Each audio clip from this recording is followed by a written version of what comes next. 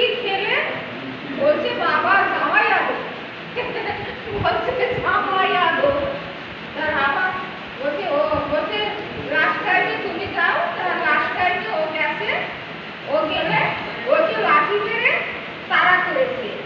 তাড়া করার পরে তখন বলছে বন্ধু তোমাকে কিরকম আদর যত্ন করলো?